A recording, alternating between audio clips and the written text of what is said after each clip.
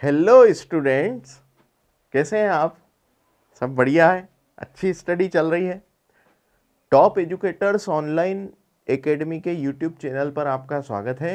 हम rapid revision कर रहे हैं अकाउंटेंसी सब्जेक्ट का 12th क्लास का। सभी का मार्च में एग्ज़ाम है 12th का। आप लोग सीरीज़ देख रहे हैं, आपको पसंद आ रही है तो लाइक करें, शेयर करें, सब्सक्राइब करें। इसी सीरीज़ में हम रिटायरमेंट एंड डेथ वाला चैप्टर करते हुए आ गए हैं और कल भी हमने कुछ न्यूमेरिकल किए थे। आज हम उसमें एक आध न्यूमेरिकल और करेंगे, उसके बाद नए चैप्टर की तरफ आगे बढ़ जाएंगे। ठीक है, तो आज चलिए बढ़ते हैं हम आगे। ओके, आइए तो देखें रिटायरमेंट एंड डेथ। ये हमारे पास एक क्वेश्चन है, करते हैं हम। आओ देखें, Garg, Pradhan and Jain are partners in the firm of Agarwal Appliances of Sheopur. Garg, Pradhan और जैन तीन पार्टनर हैं। अग्रवाल अप्लायंसेस उनकी फर्म का नाम है, श्योपुर उनके स्थान का नाम है, उनकी जगह कहां पर वो काम कर रहे हैं। Their profit sharing ratio 3:2:1। तीनों का रेशो दिया है 3:2:1। ओके। प्रधान रिटायर्ड ऑन 31 मार्च 23। 31 मार्च 23 को प्रधान रिटायर हो जाता है। ठीक है साहब। On this day the balance of capital accounts of partners was. तीनों का कैपिटल अकाउंट का बैलेंस दिया है। गर्ग का 6000, प्रधान का 5000 और जैन का 4000। Clear? Respectively. Share of goodwill is valued. बच्चे एक बात ध्यान से सुनना, ये यहां पर हिज शेयर छपना रह गया है। हिज शेयर मतलब प्रधान का हिस्सा, हिज शेयर वहां पर आएगा। ठीक है, तो his share of goodwill is valued at 4500। मतलब गुडविल में उसकी हिस्सेदारी कितनी है? प्रधान की। प्रधान रिटायर हो रहा है ना, तो प्रधान की हिस्सेदारी कितनी है? 4500 रुपये। ओके, तो बताओ जो रिटायर हो रहा है तो बच जा रहे कौन? जैन और गर्ग। तो गर्ग और जैन कुछ ना कुछ गेन कर रहे होंगे, तो हम जब गुडविल एडजस्टमेंट करेंगे तो गर्ग और जैन से लेकर फायदा किसको दे देंगे? प्रधान को दे देंगे। तो गर्ग और जैन की कैपिटल डेबिट करके प्रधान की कैपिटल क्रेडिट कर देंगे। इससे प्रधान का हिस्सा बढ़ जाएगा और गर्ग और जैन का हिस्सा कम हो जाएगा। क्लियर? चलो, on the basis of revaluation machine is reduced by 1200। Machine की वैल्यू 1200 से कम हो गई है। ठीक है साहब। And stock is reduced by 800। Stock की वैल्यू 800 से कम हो गई है। Okay. Provision is made for doubtful date 280। 280 का डाउटफुल डेट का प्रोविजन बनाना है। डाउटफुल डेट का प्रोविजन मतलब क्या होता है? कोई डेटर थे, उनसे पैसा डूबने की आशंका है, तो उसके लिए मुझे बुक्स में प्रोविजन बनाने पड़ते हैं। तो 280 डूब सकते हैं, ऐसा मेरा अनुमान है। बोलो क्लियर है? अच्छा। The creditors are decreased by 600। किसी व्यक्ति को पैसा देना बाकी था फर्म के द्वारा, क्रेडिटर था वो मेरा, अब वो कम हो गया है। बताओ फायदा हो जाएगा? किसी को पैसा देना बकाया हो और वो बोले नहीं मेरे को तो नहीं चाहिए, हो गया मेरा काम, मेरे पैसे मिल चुके। मतलब हमारी बुक्स बता रही थी कि देना थे, लेकिन वो बोल रहा है नहीं हो गए पेमेंट पूरे, तो 600 एक्स्ट्रा खड़े हैं, उसको कम करना पड़ेगा। तो क्रेडिटर कम हो रहे, बताओ फायदा हो रहा है फर्म को। ठीक है, आगे बोल दिया and the patents of which book value was valueless is, यहाँ एच नहीं आएगा, इज ₹300। 300 के पेटेंट थे जो बुक में दिख रहे थे। पेटेंट मेरी असेट होती है। असेट की वैल्यूलेस हो गई, मतलब जीरो हो गई। बताओ नुकसान है, नुकसान भी रिकॉर्ड होंगे, ठीक है। बिकम वैल्यूलेस, ये देखो बिकम वैल्यूलेस। आपसे पूछा क्या गया, prepare profit and loss adjustment account.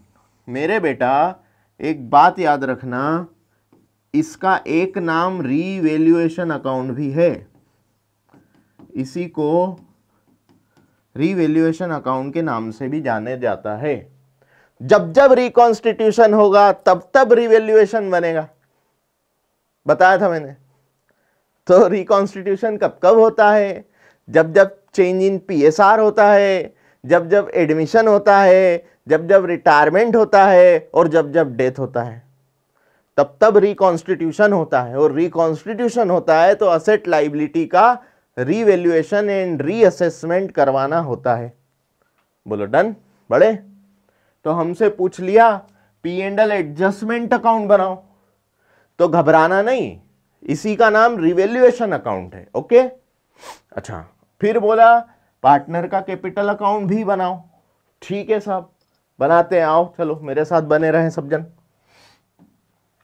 ये यहां पे लेता हूं, ठीक है। ये मैं रीवैल्यूएशन अकाउंट।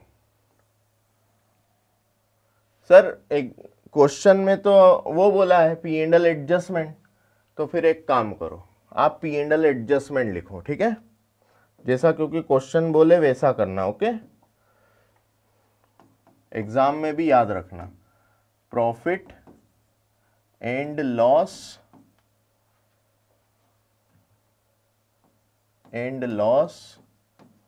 Adjustment account. मैं आपकी समझ के लिए और करके इसका नाम रीवैल्यूएशन अकाउंट बोल रहा हूं, ओके। बोलो डन, अरे बोलो ना डन। डन, ये बाइफरकेशन लाइन हो गई बेटा, ठीक है। ये पर्टिकुलर अमाउंट हो गया क्या बेटा, हो गया। चलो पर्टिकुलर अमाउंट, पर्टिकुलर और अमाउंट, क्लियर। ये डेबिट साइड हो गया, ये क्रेडिट साइड हो गया, ओके। और सर एक खाता और बोला है उसने, पार्टनर्स कैपिटल अकाउंट। तो चलो आओ, पार्टनर्स कैपिटल अकाउंट। तो बच्चे कैसे बनेगा, 3 पार्टनर है, याद है आपको सबको। हाउ सर, पता है। कौन कौन है, गर्ग, प्रधान और जैन। गर्ग, प्रधान और जैन, ठीक है।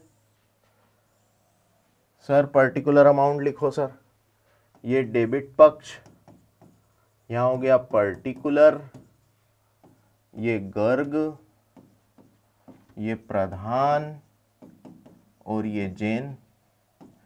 ये हो गया पर्टिकुलर, ये हो गया गर्ग, ये हो गया प्रधान और ये हो गया जैन। ये हो गया क्रेडिट पक्ष। बोलो क्लियर।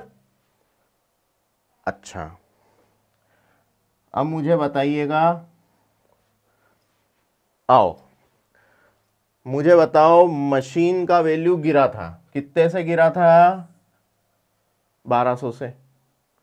लॉस है, एंट्री क्या बनेगी, मशीन की वैल्यू कम कर दो, revaluation account debit to machine account. तो इसकी पोस्टिंग बताओ, रीवैल्यूएशन अकाउंट के डेबिट पक्ष में पोस्टिंग होगी टू मशीन अकाउंट। क्या मैं 1200 लिख दूं, बिल्कुल लिख दो, ओके। चलो फिर बताओ, stock is reduce by 800, stock की वैल्यू 800 से कम हो गई। एंट्री बोलो, revaluation account debit to stock account. Posting करो तो रिवैल्यूएशन के डेबिट में लिख दो टू स्टॉक। तो चलो आओ, ये देखो यहां लिखेंगे टू स्टॉक अकाउंट कितने रुपए, 800 रुपए। क्लियर? अच्छा, फिर बताओ, provision is made for provision for doubtful date 280। Provision बनाने की एंट्री बताओ। प्रोविजन बनाने की एंट्री होती है revaluation account debit to provision for doubtful debt account. तो provision for doubtful debt account खुल जाएगा और बैलेंस शीट में शो होने लग जाएगा। रिवैल्यूएशन के डेबिट में पोस्टिंग होगी। तो आओ पोस्टिंग करो, यहां पे लिखो to provision for doubtful debt. ठीक है, कितने रुपए हैं मैं भूल गया जरा, 280 रुपए।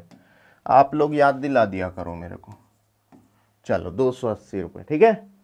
बढ़े आगे, और क्या बोला रे, जरा देख तो। The creditors are decreased by 600। 600 रुपए से क्रेडिटर कम हो गए। किसी को पैसा देना बाकी था, वो बोलता मत दे, तो फायदा हो गया ना। फायदे सारे क्रेडिट होते ना। तो एंट्री बोल, एंट्री होगी creditor account debit to revaluation account. तो रिवैल्यूएशन में पोस्टिंग बता दे बाय क्रेडिटर। चला जा, क्या लिख दे, बाय क्रेडिटर। कितने रुपए लिखेगा, अमाउंट बता, 600 रुपए। यहां आ जाएगा 600 रुपए। बोलो जी, डन। अच्छा जी, फिर बता आगे क्या लिखा। The patents of which book value was valueless. Patent थे मेरे पास, बुक में लिखे हुए थे, अब वैल्यू लेस हो गए हैं। वैल्यू लेस हो गए मतलब उसकी वैल्यू जीरो हो गई है। असेट की वैल्यू जीरो होना फर्म के लिए नुकसानदायक है। नुकसान सारे डेबिट होंगे। तो revaluation account debit to patent account. Posting कर, पोस्टिंग होगी रिवैल्यूएशन के डेबिट में। पोस्टिंग होगी रिवैल्यूएशन के डेबिट में। तो यहां लिखो टू पेटेंट्स, कितने, 300 रुपए। बोलो जी, डन। अच्छा, इसके अलावा और कुछ है रिवैल्यूएशन से संबंधित? नहीं है सर, बिल्कुल नहीं है। तो चलो आ जाओ। अब क्या मैं रिवैल्यूएशन का लॉस प्रॉफिट निकाल लूं? हाँ निकाल लो। बताओ किधर का पक्ष बड़ा आ रहा है। मेरे को देखने से लग रहा है इधर अमाउंट ज्यादा लिखे हैं, तो ये पक्ष बड़ा है, वो पक्ष छोटा है। डेबिट पक्ष बड़ा आ जाए, क्रेडिट पक्ष छोटा आ जाए, तो लॉस निकलता है। तो चलो डेबिट में से क्रेडिट घटा दे। जरा जोड़ना है इसको, 1200, 800, 2000, 2580 है ना ये है? हाँ सही है, 2580। चेक करना, 1200 और 800, 2000, 2000 प्लस 580, 2580। अब इधर माइनस कर दे, तो यहां पर bye partners capital account, partners capital account में चले जाएगा। ये क्या है मेरा, रीवैल्यूएशन का लॉस है। ठीक है, रीवैल्यूएशन का बच्चे लॉस है। तो लॉस कितना निकला जरा बताना। तो 2580 में से 600 घटा दो, तो 500 गए, 2080, 1980 बचेगा। 1980 बचेगा। ओके। अच्छा, किस किस में बढ़ जाएगा, गर्ग, प्रधान और जैन में। गर्ग, प्रधान और जैन में। तो बांटो, इनका रेशो क्या था जरा बताना। तो रेशो ये रहा, ये रहा 3:2:1। तो 3:2:1 में बांट दे इसको। चला, मैं यहां वर्किंग बना लूं क्या, कि वर्किंग नोट का अलग बनाऊं? चलो वर्किंग नोट अलग बनाते हैं ना। ये मैंने यहां बनाया। Okay, working note number 1, distribution of revaluation loss, distribution of revaluation loss. मेरे बच्चे, revaluation loss as per revaluation account कितना आया? शायद 1980 आया था, है ना? जरा याद करवाना मेरे को। हाँ ये रहा, है ना, 1980 आया था। ठीक है, अब क्या करेंगे?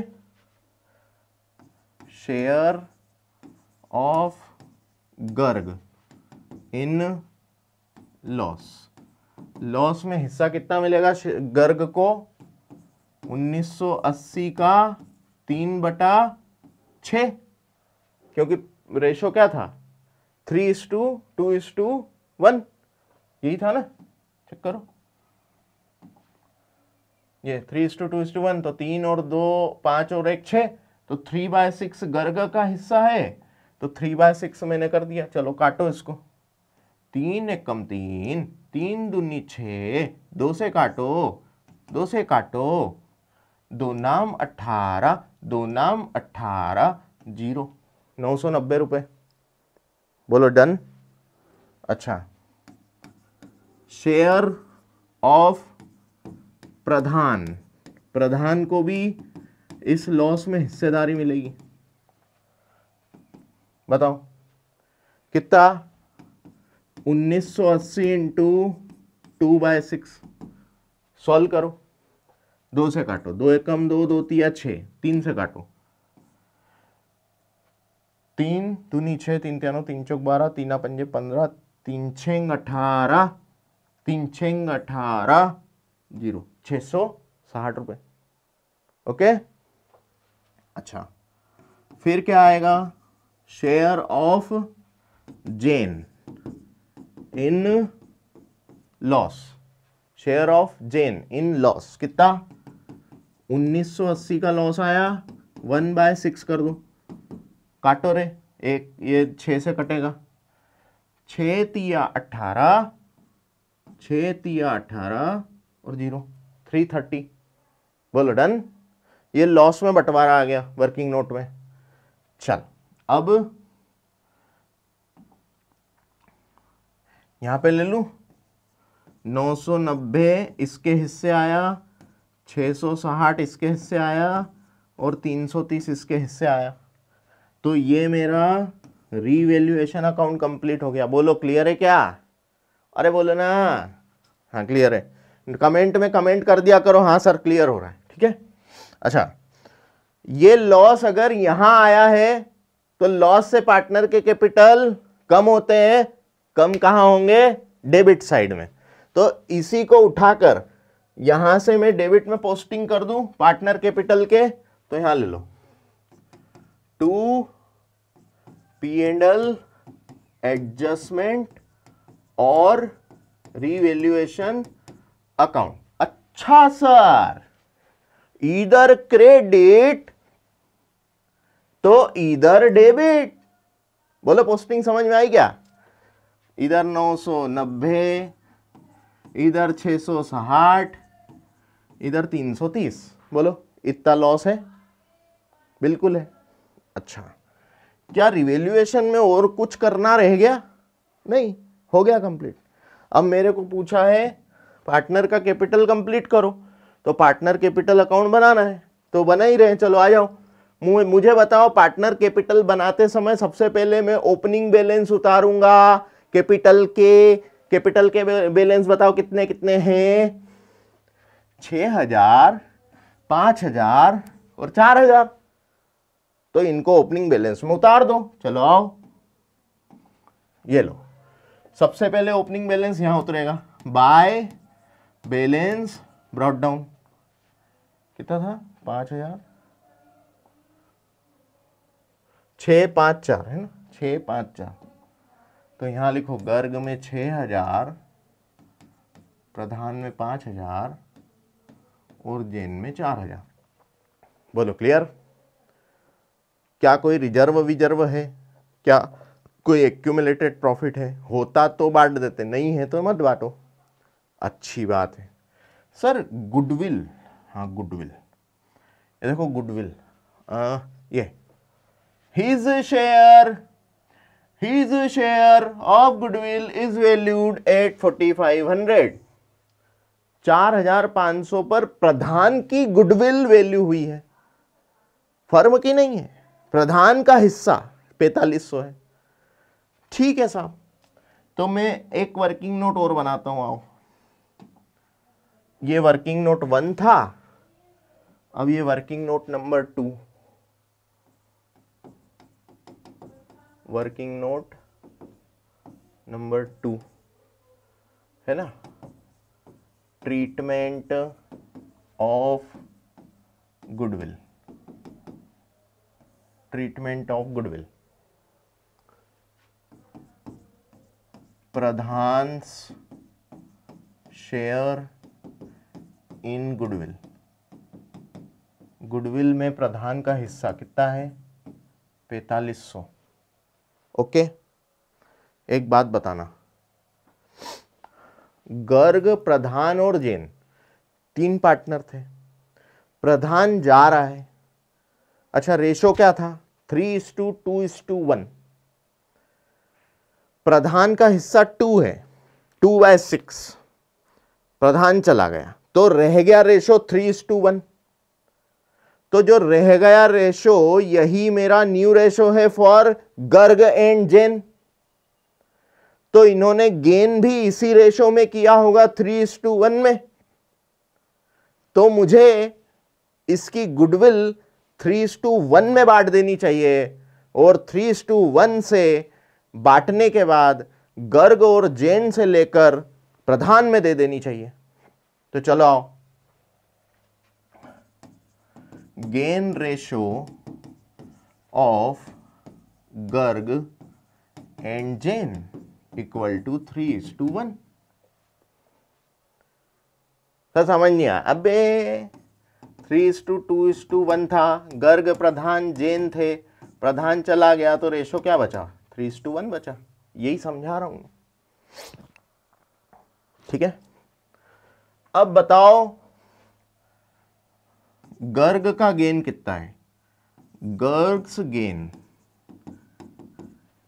इन फर्म, गर्ग्स गेन, एक काम करो, इसको ऐसा लिखो, ठीक है। कैसा लिखेंगे, share in goodwill gain by Garg कितना, 4500 इंटू 3/4। सॉल्व करो, 4 एकम 4, 4 एकम 4, 4 दूनी 8, 4 पंजे 20, मल्टीप्लाई करो, यह आएगा 3 पंजे 15, 7, 3,375 रुपये। 3,375 रुपये कौन, गर्ग क्या कर रहा है, गेन कर रहा है। तो गर्ग्स गेन, ठीक है, इतना है। चलो जैन का गेन निकालते आओ, share in goodwill, share in goodwill gain by Jain, यहाँ गेंड कर देना है ना, गेंड है ना, share in goodwill gained bye, okay, Jain. Jain ने कितना पाया होगा, 4500 का 1/4 कर दूं क्या, ये 3:1 है तो 1/4 कर दूं क्या, बिल्कुल कर दो सर। काटो इसको, ये क्या मेरे पास 1125 आएगा क्या, बिल्कुल आएगा। ये क्या है, ये जैन का गेन है, जैन का गेन है ना। अब बताओ, इतना इतना गेन कर रहे, इतना इतना इनसे लेकर प्रधान को दे दे, तो इनसे लेंगे किधर, कैपिटल अकाउंट के डेबिट में, और प्रधान को देंगे किधर, कैपिटल अकाउंट के क्रेडिट में। चलो पोस्टिंग करते हैं। अच्छा एंट्री बोल सकते हैं क्या? मैं बोल के बताता हूँ, सुनो। Garg capital account debit, Jain capital account debit to Pradhan capital account. अब इसकी पोस्टिंग करो तो गर्ग के डेबिट में लिखो टू प्रधान, जैन के डेबिट में लिखो टू प्रधान, और प्रधान के क्रेडिट में लिखो बाय जैन बाय गर्ग। बोलो बात समझ में आई? तो चलो पोस्टिंग करते हैं, आओ। कहां करेंगे? ये रहा कैपिटल अकाउंट, आओ इधर लेंगे, है ना। To Pradhan capital account, Garg में डालें 3375 और जैन में डालें 1125। बताओ हो गया गुडविल एडजस्टमेंट? अभी नहीं हुआ, इधर भी दो। तो by Garg's capital account bye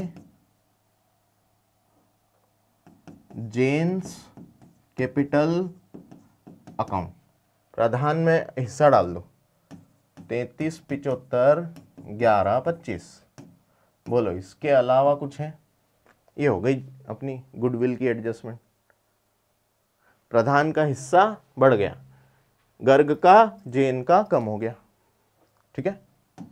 अच्छा ये तो साहब हो चुका है ना। अच्छा क्वेश्चन में देख लो और कुछ बचा है क्या?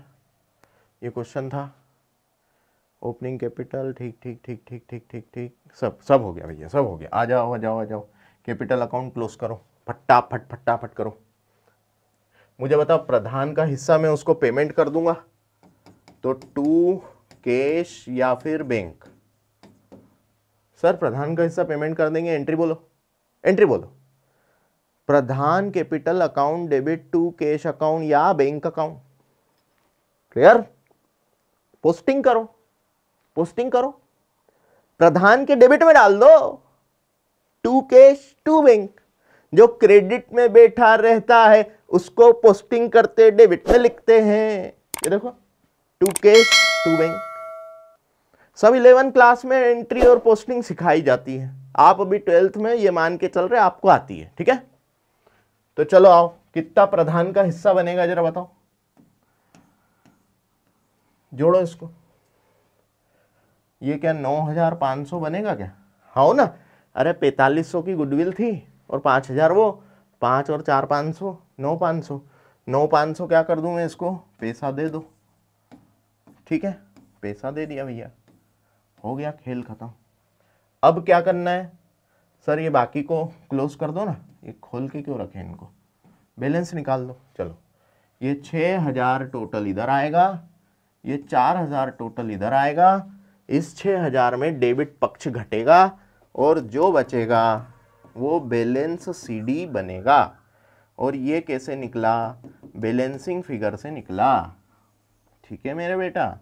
इधर का टोटल तो 9000, सॉरी ये 9500 नहीं आएगा बच्चे, एक मिनट है। ये 9500 में 660 घटाना भूल गया मैं, एक मिनट। क्या यार, देखो बेटा एक बात सुनो, ये 9500 प्रधान का टोटल था, 9500 में से 660 का लॉस भी तो घटाना पड़ेगा ना, उसके बाद जो बचेगा वो पैसा देंगे, ठीक है। तो ये मैं यहाँ घटा लेता हूँ, 9500 में 660 माइनस कर दें, है ना। कितना बचेगा? 0, 10 में से 6 गई 4, फिर 4, 14 में से 6 गई 8, और ये बचा 8, 8840। तो 8840 का पेमेंट करेंगे, ठीक है। बैलेंसिंग फिगर से ये भी निकला है, ठीक है। ये कैसे निकला है? बैलेंसिंग फिगर से निकला है, ठीक है। अच्छा बैलेंस सीडी निकाल दो। इधर का 6000 और इधर के ये दोनों घटा दो इसमें से। तो 6000 की टोटलिंग इधर थी, इधर जरा जोड़ के बताना कितना हो रहा है। 5, फिर 9 और 7 16 की 6 हाथ की लगी 1, 9 और 1 10 11 12 13 की 3 हाथ की लगी 1, है ना, 3 और 1 4, 4365 आएगा, है ना। जोड़ के देखो 5 9 7 6 6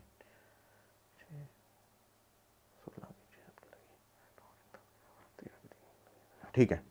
अब इसमें से ये घटा दो, 6000 में से ये घटा दो, 10 में से 5 गई 5, 9 में से 6 गई 3, फिर ये 9 में से 3 गई 3, और ये 5 में से 4 गई है 1335 का बैलेंस बचेगा, 1335 का बैलेंस बचेगा, और यही मेरा बैलेंस शीट में चले जाएगा, और ये मेरे 6000 का टोटल बैठ जाएगा। अच्छा, इधर का टोटल कितना है 4000, 4000 में से ये दोनों घटाओ, है ना, तो ये 4000 क्रेडिट का टोटल है।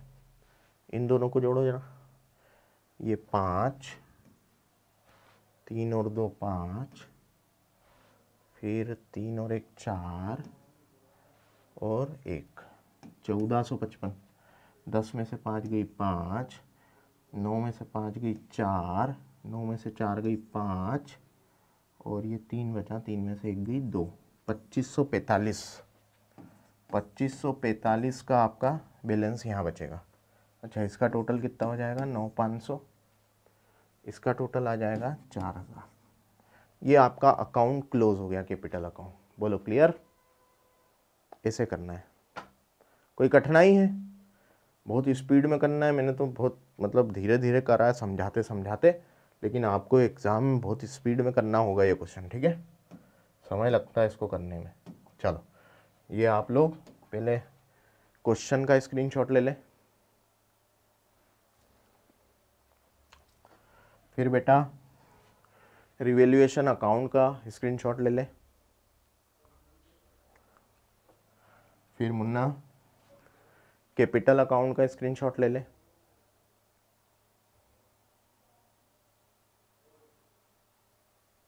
ठीक है? फिर वर्किंग नोट 1 का स्क्रीनशॉट ले लें, फिर वर्किंग नोट 2 का स्क्रीनशॉट ले लें, और ये क्वेश्चन कंप्लीट, ठीक है? चलो,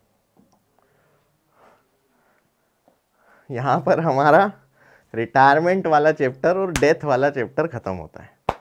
तो हमने रिटायरमेंट एंड डेथ, फिर एडमिशन और PSR चेंजिंग, फिर new ratio, old ratio, sacrificing ratio, है ना, गेनिंग रेशो, ये सब निकालना सीखा। पार्टनरशिप बेसिक्स है, P&L अप्रोप्रिएशन बनाना सीखा, कैपिटल अकाउंट मेंटेन करना सीखा, फिक्स कैपिटल, फ्लक्चुएटिंग कैपिटल। शुरू से अपन क्लास लेते चल रहे हैं, आप लोग मेरे साथ बने रहें। अब हम नए चैप्टर की तरफ मूव कर रहे हैं। ध्यान दे भैया, सब देख लिया, पार्टनरशिप कैसे P&L बनाती है, कैसे पार्टनरों के खर्चे रिकॉर्ड करती है, कैसे एडमिशन होता है, कैसे रिटायरमेंट होता है, कैसे डेथ होता है। ओके, डेथ के केस में और पार्टनरशिप रिटायरमेंट के केस में क्या क्या करना है वो सब पढ़ा। अब आता है जब पार्टनरशिप फर्म डिसॉल्व होना चाहे, डिसॉल्व हो जाए, डिसॉल्व होना क्या चाहे, डिसॉल्व हो जाए। डिसॉल्व मतलब बंद हो जाना, समापन हो जाना, साझेदारी फर्म का समापन हो जाना, वो चैप्टर है। चलो देखो, dissolution of partnership firm, partnership firm का डिसॉल्यूशन, ठीक है?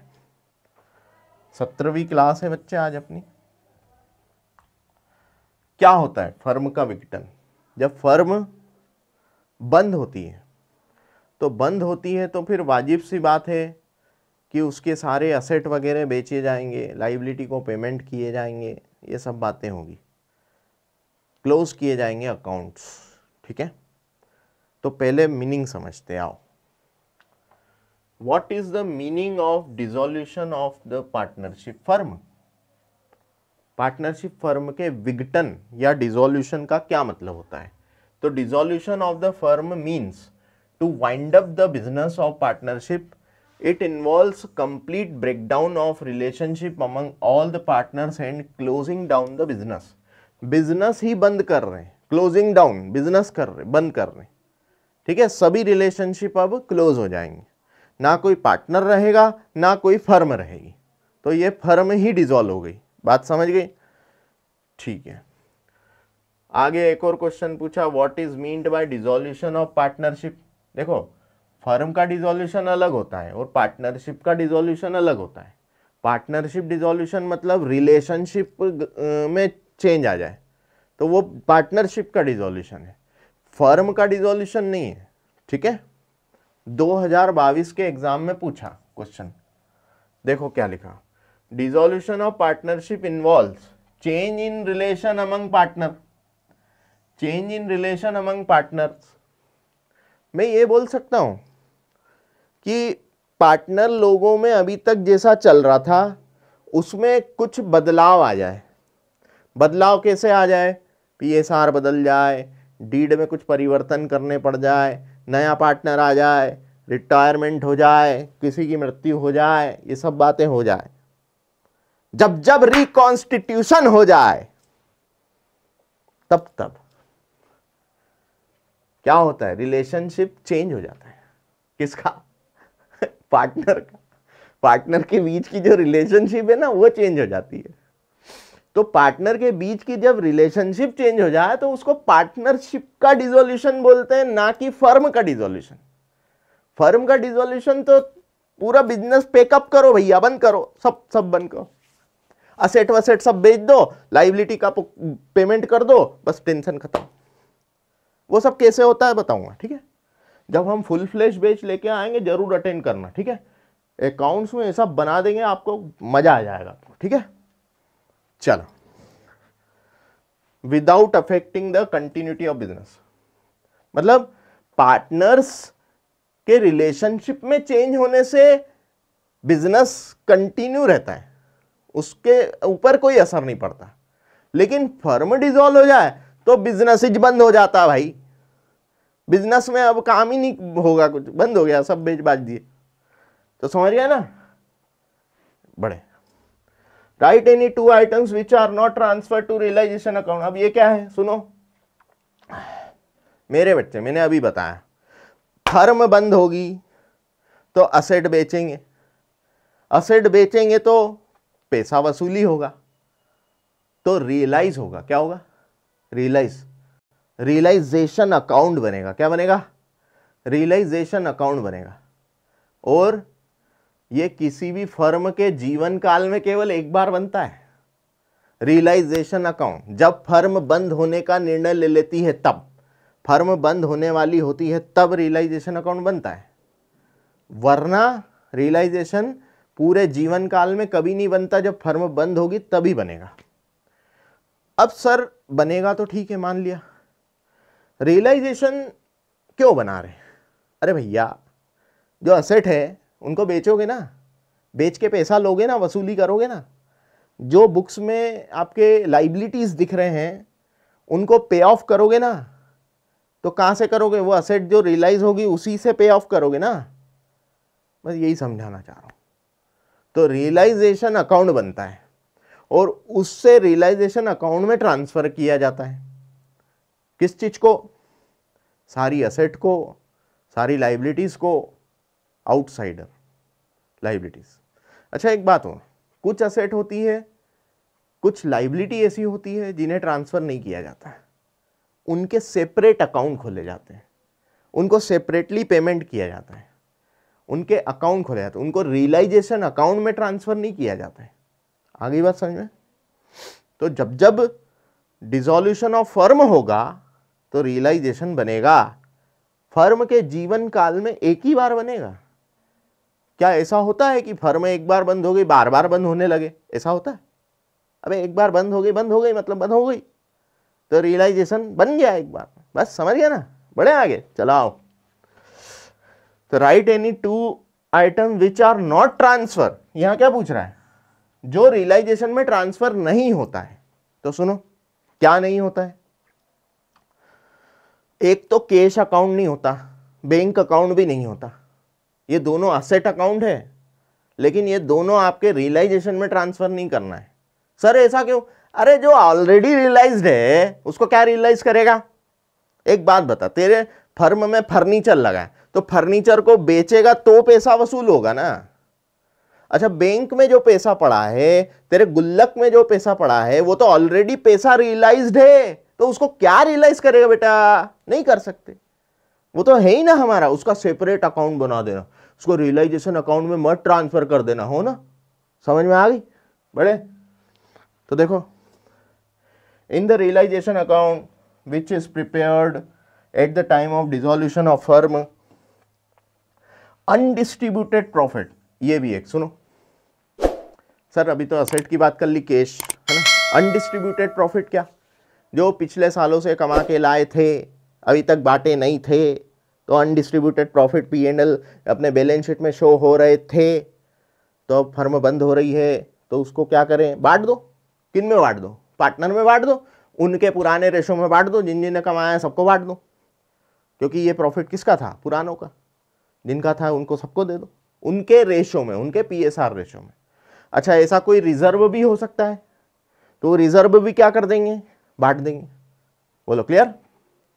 अच्छा देखो, रिजर्व अकाउंट, अनडिस्ट्रीब्यूटेड प्रॉफिट का अकाउंट, ठीक है। फिर पार्टनर्स लोन अकाउंट, पार्टनर का लोन अकाउंट भी आपको ट्रांसफर नहीं करना है, उसका सेपरेट अकाउंट खोलो और उसको सेपरेटली पेमेंट करो पार्टनर का, उसको रियलाइजेशन में मत डालो। रियलाइज केवल वो करो जो बाजार में बिक सकता है, जो जिनको बाजार में हम पेमेंट देना चाहते हैं। आउटसाइडर लाइबिलिटी, पार्टनर लोन कौन सी लाइबिलिटी है, इनसाइडर लाइबिलिटी, अपना ही बंदा है ना, पार्टनर ने फर्म को लोन दिया था, इनसाइडर लाइबिलिटी है। आउटसाइडर लाइबिलिटी को ही ट्रांसफर करना किसमें, रियलाइजेशन अकाउंट में, ठीक है।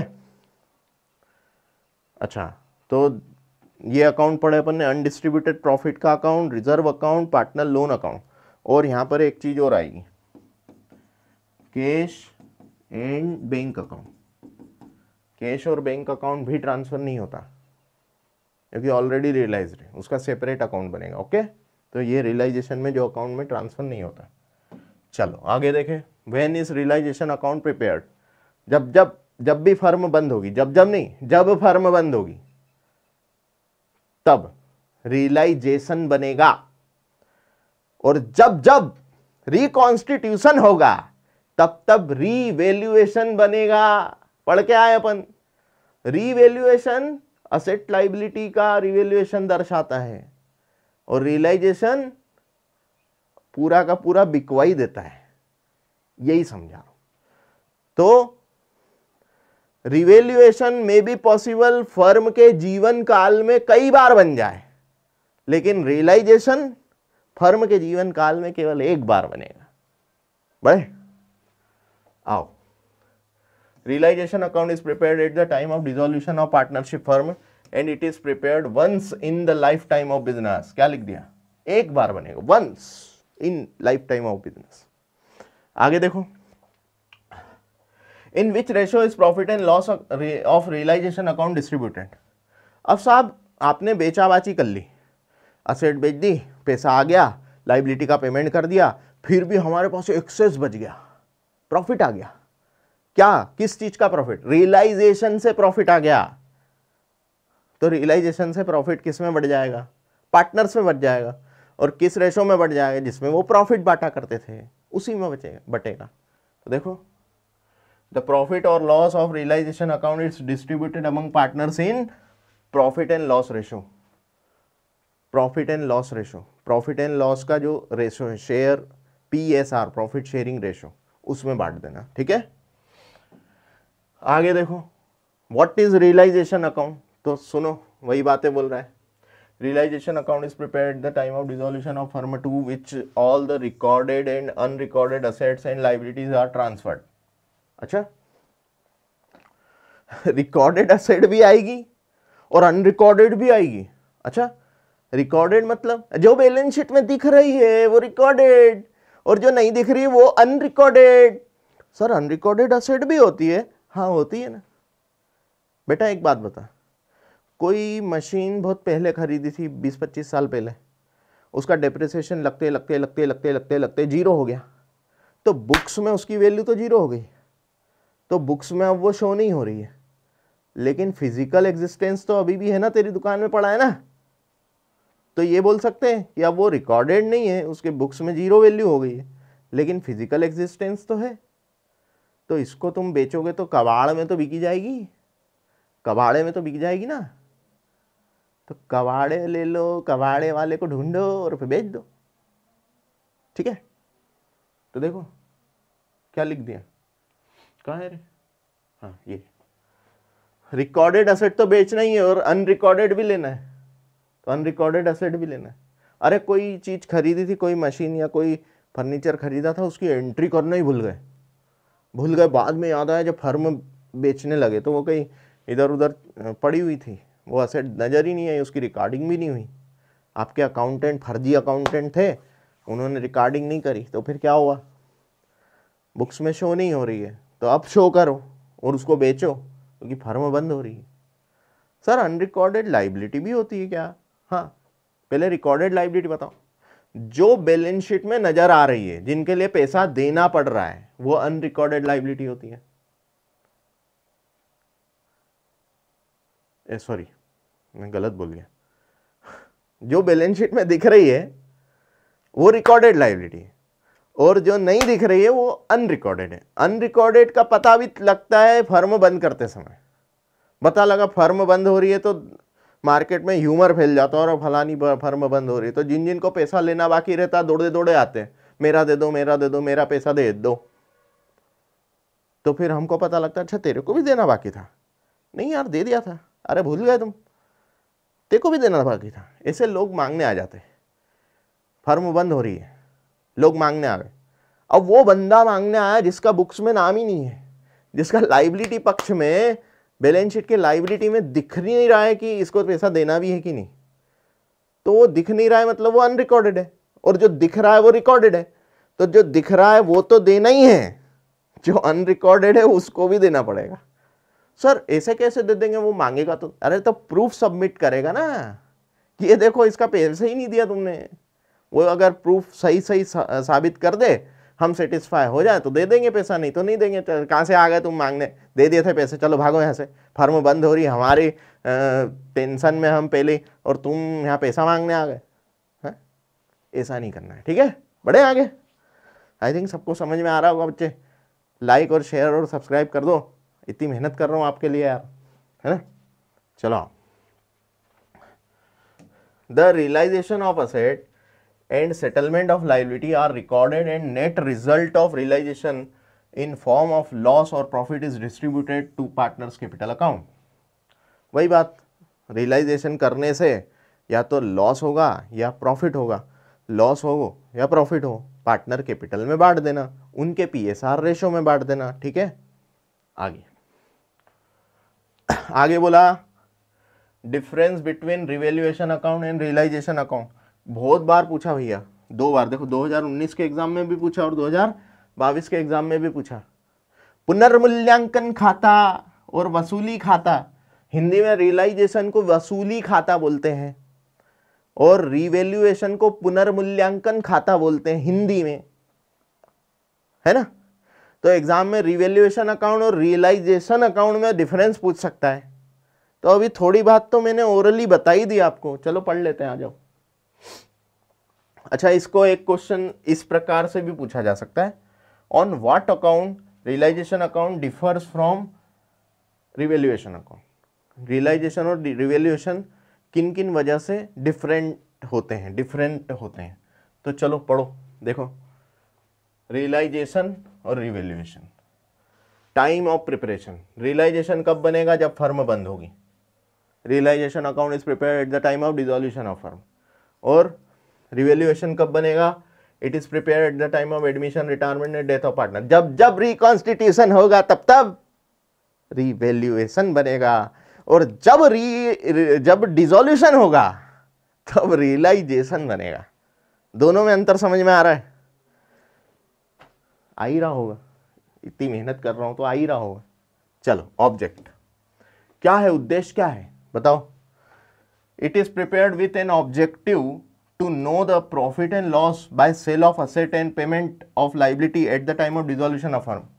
इसका उद्देश्य क्या है कि फर्म जब बंद हो रही है उस समय असेट बेचो, लाइबिलिटी को पैसे दो, ऐसा सब कर लेने के बाद जो मुनाफा बचे या लॉस बचे वो निकालो, बस यही है उसका उद्देश्य।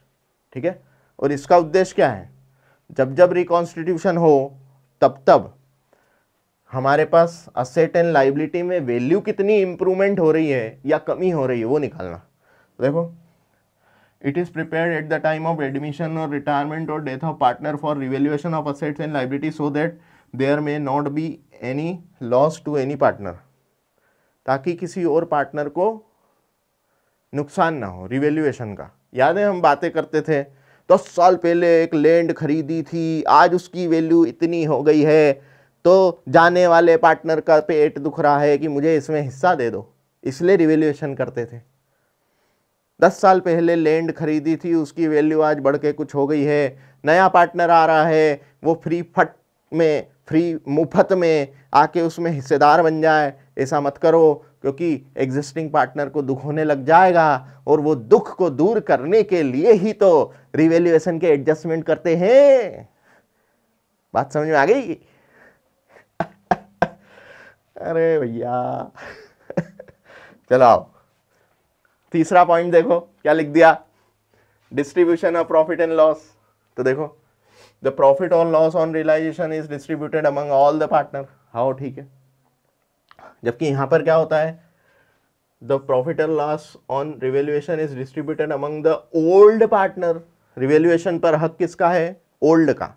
नया आकर फ्री फट में हिस्सेदार नहीं बन जाएगा, उसको पहले रिवैल्यू करना पड़ेगा, उसके बाद उसको पार्टनर बनाया जाएगा। ठीक है, only and not to the incoming partner. इसमें इनकमिंग पार्टनर का को हिस्सा नहीं दिया जाता है, जबकि रियलाइजेशन का प्रॉफिट सभी में बंटता है, क्योंकि फर्म बंद हो रही है। अब यहाँ तो ना तो किसी की मौत हो रही है, ना रिटायरमेंट हो रही है, और ना किसी का एडमिशन हो रहा है, ये तो फर्म ही बंद हो गई। तो फर्म बंद होगी तो अभी जो एग्जिस्टिंग में पार्टनर है उनको बांटना ही पड़ेगा ना मुनाफा या फिर जो भी लॉस होगा। बोले बात समझ में आ रही है? चलो आओ, इफेक्ट बताओ। Preparation of this account leads to closure of all other accounts and business in closes. Business is closes is आएगा। इस अकाउंट का क्या है इफेक्ट? इससे क्या होता है, सब बंद हो जाता है, सारे अकाउंट बंद हो जाते हैं, असेट अकाउंट, लाइबिलिटी अकाउंट, सब क्लोज क्लोज क्लोज, सब शटर वटर डाल के सब क्लोज। वहाँ पर तख्ती लगा दी जाती है, ये दुकान आज से बंद हो गई है। है ना, ये काम है। यहाँ पर क्या है, preparation of revaluation account does not lead to closure of business but it remains into operation. Revaluation account बनाओगे तो बिजनेस बंद हो नहीं रहा है, वो चलता रह रहा है, आगे भी चालू रहेगा। ठीक है, समझ में आ रहा है? हम पढ़ते हैं ना, अरे डेथ हुई थी फिर भी बैलेंस निकल रहे थे, और रिटायरमेंट हो रहा था फिर भी बैलेंस निकल रहे थे रिमेनिंग पार्टनरों के, एडमिशन हो रहा था तो भी बैलेंस निकल रहे थे, बैलेंस शीडी करते थे अपन, याद है? अभी एक सवाल पूछता हूँ, याद करो। रियलाइजेशन करोगे तो रियलाइजेशन बनाते समय सारे बुक्स बंद कर दोगे, किसी भी अकाउंट का बैलेंस शीडी निकलेगा क्या? नहीं निकलेगा। बैलेंस शीडी निकालना ही नहीं है, क्योंकि बुक्स ही बंद हो गए। बैलेंस शीडी कर दोगे तो क्या तुम उसी बैलेंस को अगले साल कैरी करोगे? नहीं, क्योंकि बंद ही हो गया, सब बंद हो गया। तो इसीलिए बैलेंस शीडी निकलेगा ही नहीं डिसॉल्यूशन के केस में, लेकिन रिकॉन्स्टिट्यूशन के केस में तो बैलेंस निकलते हैं, एडमिशन, डेथ और रिटायरमेंट में अपन ने पढ़ा है। ठीक है, चल ये हो गया अपना क्वेश्चन। ठीक है, इसका स्क्रीनशॉट ले लेंगे, पहले क्वेश्चन का ले लेंगे, ये नीचे क्वेश्चन है। सर इसके पहले भी नहीं दिलवाया मैंने शायद स्क्रीनशॉट, है ना? हाँ, ये क्वेश्चन का स्क्रीनशॉट लो बच्चे, इसका हाँ क्वेश्चन आंसर दोनों। ये इसके पहले वाला भी ले लो स्क्रीनशॉट, इसका भी नहीं दिलवाया था मैंने, है ना? इसके पहले तो फिर क्वेश्चन, हाँ ठीक है, ये इसका लो स्क्रीनशॉट। चलो इसका स्क्रीनशॉट लेंगे, इसका स्क्रीनशॉट लेंगे। हिंदी वाले, अब मैंने यार इतनी हिंदी बोली है तो तुम लिख लो, मेरी आवाज़ पॉज कर करके लिख लो, ऐसा ऐसा होता है हिंदी में, उसका बाइफर्केशन बना लो, है ना? लो स्क्रीनशॉट लो, ठीक है। चलो जी, distinguish between firm dissolution and partnership dissolution, ये इंपॉर्टेंट क्वेश्चन है बच्चे। फर्म का डिसोल्यूशन और पार्टनरशिप का डिसोल्यूशन, कोई 3 पॉइंट बताओ। इसको एक अलग तरीके से और पूछा, right the difference between firm dissolution और पार्टनरशिप डिसोल्यूशन। फर्म बंद होना और पार्टनरशिप का डिसोल्यूशन होना एक तरीके से। अच्छा, ये कब पूछा? 2019 में एग्जाम में पूछा। Right difference between dissolution of partnership firm, any 3। ठीक है, यहाँ पर right difference between dissolution of partnership firm and dissolution of partnership, यहाँ पे आना चाहिए। ठीक है, एंड पार्टनरशिप डिसोल्यूशन। ठीक है, the following are the difference between dissolution of partnership firm and dissolution of partnership. बच्चे मैंने बताया था ना, जब जब रिकॉन्स्टिट्यूशन होगा पार्टनरशिप डिसॉल्व होगी, फिर नया एग्रीमेंट बनेगा, नई पार्टनरशिप में मतलब पार्टनरशिप रिलेशनशिप चेंज होकर आगे कंटिन्यू रहेगा बिजनेस। लेकिन डिसॉल्यूशन का केस में, फर्म डिसॉल्यूशन में सब रिलेशनशिप क्लोज, सब बंद, आगे फर्म कंटिन्यू नहीं होगी। ठीक है, तो देखो रिलेशनशिप क्या है, व्हेन 1 और 2 पार्टनर्स, ये क्या अपन पढ़ रहे हैं, पार्टनरशिप का डिसॉल्यूशन। जब एक या 2 पार्टनर छोड़ दें फर्म को, the dissolution of partnership takes place. तो ऐसे केस में पार्टनरशिप का डिसॉल्यूशन होता है। 2 थे, एक चला गया, तो पार्टनरशिप क्या हो गई, क्लोज हो गई। तो वो एक बंदा ही अब बिजनेस कंटिन्यू कर रहा है। ठीक है, अब फर्म का डिसॉल्यूशन समझो, the relation between all the partners ends in case of dissolution of partnership firm. Firm के डिसॉल्यूशन में सारे रिलेशनशिप खत्म हो जाते हैं। ठीक है, course of business, the closure of business does not take place. इसमें बिजनेस बंद हो जरूरी नहीं है, इसमें तो बिजनेस ही बंद हो जाता है साहब। In this entire business comes in to the end, to the end. Dissolution of firm बड़ी घटना है, इसमें रियलाइजेशन बनता है। ठीक है, dissolution for closure of partnership, the closure of firm is not necessary. Partnership के क्लोजर से फर्म क्लोज होगी ये जरूरी नहीं है, लेकिन फर्म के क्लोज होने से पार्टनरशिप जरूर क्लोज हो जाएगी। Closure of partnership firm leads to closure of partnership. फर्म बंद होना बड़ी घटना है ना। पार्टनरशिप में चेंज होना छोटी घटना है, वो तो होता रहता है, हर साल चेंज हो सकता है ना। रेशो चेंज कर लो, एडमिशन दे दो, रिटायरमेंट दे दो, ऐसा। पढ़े? चलो, right the causes of for dissolution of partnership. क्यों होता है डिसॉल्यूशन, क्यों होता है पार्टनरशिप का डिसॉल्यूशन? फर्म बोला है क्या? नहीं ना। डिसॉल्यूशन ऑफ पार्टनरशिप के कारण बताओ। ठीक है, the causes for dissolution of partnership are as follows. If the partnership was formed for a specific period and that period has been expired. Partnership एक फिक्स पीरियड के लिए हमने पार्टनरशिप की थी, मेले में दुकान लगाने के लिए, मेला खत्म, दुकान भी खत्म और हमारी पार्टनरशिप भी खत्म। ठीक है, if the partnership was established for a specific venture and the specific venture has been completed. हमने कोई बड़ी बिल्डिंग बनाने का ठेका लिया था पार्टनरशिप फर्म में बना के, वो पार्टनरशिप तब तक चलेगी जब वो बिल्डिंग पूरी कंप्लीट नहीं हो जाती। बिल्डिंग खत्म, पार्टनरशिप में रिलेशनशिप भी अब खत्म, अब अलग अलग अपने अपने रास्ते। ठीक है, आगे इन case of death of partner, partner की डेथ हो जाए तो पार्टनरशिप डिसॉल्व होती है, पार्टनरशिप डिसॉल्व होती है। फर्म नहीं बोल रहा हूँ, पार्टनरशिप डिसॉल्व होती है। वो रिलेशनशिप के बारे में बता रहा है। In case of partner being declared as an insolvent, कोई पार्टनर इंसॉल्वेंट डिक्लेयर हो जाए तो भी फर्म क्लोज हो जाती है। अच्छा, फर्म नहीं, सॉरी, रिलेशनशिप। Okay, partnership. फिर आगे देखो, एक क्वेश्चन 2023-24 में पूछा, right any 2 condition circumstances for compulsory dissolution. Compulsory dissolution कब होता है? तो सुनो, एक्सप्लेन द कंपल्सरी डिसॉल्यूशन 2020 में आया, अनिवार्य विघटन। अब पार्टनरशिप फर्म, यहाँ फर्म का नाम आ गया, देखो firm can B compulsory dissolved in the following cases. Compulsorily dissolve हो जाएगी। पहला, व्हेन ऑल द पार्टनर्स और ऑल एक्सेप्ट वन, जब सभी पार्टनर या सभी को छोड़कर कोई एक इंसॉल्वेंट हो जाए। मतलब सभी डिक्लेयर हो जाए इंसॉल्वेंट एक को छोड़कर। भाई 2 या 2 से ज़्यादा लोग पार्टनरशिप में होना चाहिए। मान लो 4 पार्टनर थे, 3 इंसॉल्वेंट डिक्लेयर हो जाए तो बचा तो एक ही, तो फिर फर्म बंद करनी पड़ेगी, क्योंकि पार्टनरशिप फर्म क्या होगी, डिसॉल्व होगी, कंपलसरी डिसोल्यूशन करना पड़ेगा। दूसरा मतलब व्हेन ऑल द पार्टनर्स, या तो सभी इंसॉल्वेंट हो जाए, इंसॉल्वेंट मतलब दिवालिया घोषित हो जाना, कोर्ट करता है, ठीक है। दिवालिया घोषित कैसे होते हैं, जब आपके ड्यूज बहुत हो जाएं, पे ऑफ करने के लिए उतनी असेट ना बचे, तो फिर ड्यूज बहुत हो गए, आप नहीं पे ऑफ कर पाएंगे, आप में कैपेसिटी बची नहीं है, तो कोर्ट में आप जाकर शरण ले लेते हैं कि आप मुझे इंसॉल्वेंट डिक्लेयर कर दें, क्योंकि मेरे को जीने नहीं देंगे लेनदार लोग, ठीक है। तो इंसॉल्वेंसी दे देता है कोर्ट, ठीक है। If the businesses of the partnership firm is declared as illegal, आप फर्म में ऐसा कोई बिजनेस चला रहे थे जो इलीगल है, तो वो इलीगल है, इस वजह से भी फर्म हमें कंपल्सरली डिसॉल्व करनी पड़ जाती है।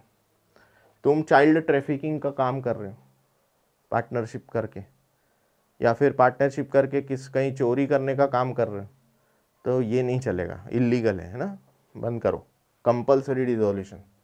If the partnership is declared illegal due to happening of certain event, कोई ऐसी घटना घटी जिस वजह से वो पार्टनरशिप अब डिसॉल्व करनी जरूरी है, ऐसा कोर्ट ने या किसी लॉ ने डिक्लेयर कर दिया कि इस प्रकार का बिजनेस अब से बंद, अब से नहीं होगा, तो ये भी क्या हो जाएगा, पार्टनरशिप के डिसॉल्यूशन का कारण बनेगा। चलो बढ़े, बहुत टाइम हो गया आज की क्लास में। When can a firm be dissolved by happening certain event, firm कब बंद होती है, कुछ घटना घटने पर। A firm can be dissolved under the following circumstances, पहला on expiry of the specific period for which is was established, वो पीरियड जितने पीरियड के लिए वो बनी थी वो कंप्लीट हो जाए तो फर्म बंद हो जाएगी, ठीक है। On achievement of the specific work और purpose for which is it was established, जिसके लिए बनाया गया था, जिस कॉन्ट्रैक्ट के लिए बनाया गया था वो कॉन्ट्रैक्ट पूरा हो गया तो बात खत्म, फर्म बंद करो, ठीक है। On the death of partner, ठीक है, पार्टनरशिप में किसी पार्टनर की डेथ हो जाए तो भी पार्टनरशिप क्या हो जाती है, बंद करनी पड़ती है, मतलब डिसॉल्व हो जाती है। तो जैसे 2 पार्टनर थे, मिनिमम 2 की ज़रूरत है, एक मर जाए तो फिर क्या होगा, पार्टनरशिप डिसॉल्व करनी पड़ जाएगी। आई बात समझ में, ये बात फर्म डिसॉल्व करनी पड़ जाएगी बस। तो फिर आज का लेक्चर समझ में आया होगा, जिनका समझ आ रहा है लाइक करें, शेयर करें, सब्सक्राइब करें, बस क्या दुनिया है, बस जिए जाओ, आराम से ज़िंदगी जियो, कोई टेंशन वाली ज़िंदगी जीने की ज़रूरत नहीं है, आराम से पढ़ाई करो, अपना कर्तव्य ईमानदारी से निभाओ, भगवान सबका भला करता है, आपका भी करेगा, है ना। इतना दिया सरकार ने मुझको, मेरी इतनी औकात नहीं, ठीक है। तो ऊपर वाले ने अगर धरती पे भेजा तो उसको तुम्हारी चिंता है, तुझे चिंता करने की ज़रूरत ही नहीं है, चिंता करने वाला बैठा है और वो सब चीज़ कर रहा है। अगर चिंता नहीं करता तो इतनी सारी ऑक्सीजन फ्री में नहीं दे देता, इतना सारा पानी फ्री में नहीं दे देता। चिंता है जब भी तो ऑलरेडी व्यवस्था कर रखी है, बस उसके बताए हुए नियम के आधार पर चलो, अपने आप जीवन सफल हो जाएगा। आई बात समझ में, तो करो प्रैक्टिस और हम मिलेंगे अगली क्लास में, ठीक है। Best of luck, bye bye.